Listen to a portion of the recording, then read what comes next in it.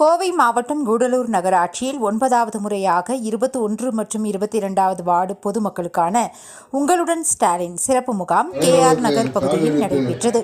முகாமிற்கு கூடலூர் நகரமன்ற தலைவர் அறிவரசு தலைமை தாங்கி சிறப்புரையாற்றினார். இந்த முகாமில் வடக்கு வட்டாட்சியர்கள் விஜயரங்க பாண்டியன், முருகராஜ், மாவட்ட சிறு குறு நடுத்தர தொழில் முனைவர் அதிகாரி சாந்தலீலா, குருடம்பாளையம் முன்னாள் ஊராட்சி மன்ற தலைவர் குத்துவிளக்கு ஏற்றி வைத்து பொதுமக்களிடம் மனுக்களை பெற்று முகாமை துவக்கி வைத்தார்கள்.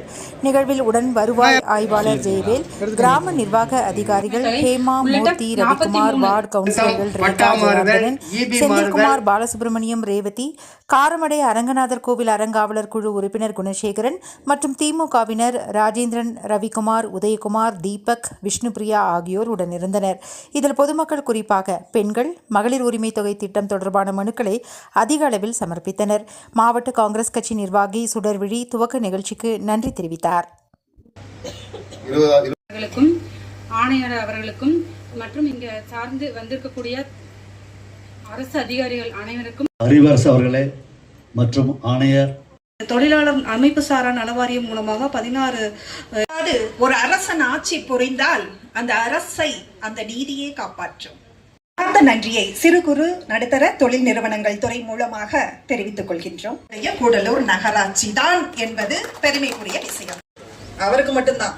ஆனா ஒரு பெண் கல்வி கற்றால் அது அந்த குடும்பத்திற்கானது என்று கூறியுள்ளார். முதலமைச்சர் ஐயா அவர்கள் ஒரு சிறப்பான திட்டத்தை அறிமுகப்படுத்தியுள்ளார்.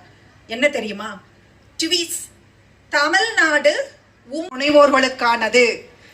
எப்படிப்பட்ட ஒரு மனிதரும் நகராட்சியில் ஜாயின் பண்ணி கீழ் அத்தனை துறை சார்ந்தரும் இங்கு வந்து உங்களுக்கெல்லாம் பணியாற்றுவதற்காக வருகின்ற இங்கு சிறப்பித்துக் கொண்டிருக்கின்றார்கள். எனவே ஒருவர் ஒரு மனு மட்டுமல்ல, எத்தனை மனுக்களை வேண்டுமானாலும் வழங்கலாம்.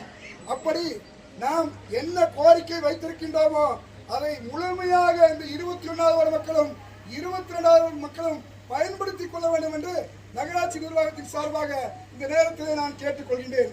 தாய் உள்ளத்தோடு தம்பி அறிவரசு அவர்கள் மிக திட்டத்தை உள்ளபூர்வமாக எல்லா மக்களுக்கும் போய் சேர வேண்டும். முதல்வருடைய திட்டமானது இங்கே வந்திருக்கக்கூடிய அத்தனை பெரிய அனைவருக்கும் பொதுமக்கள்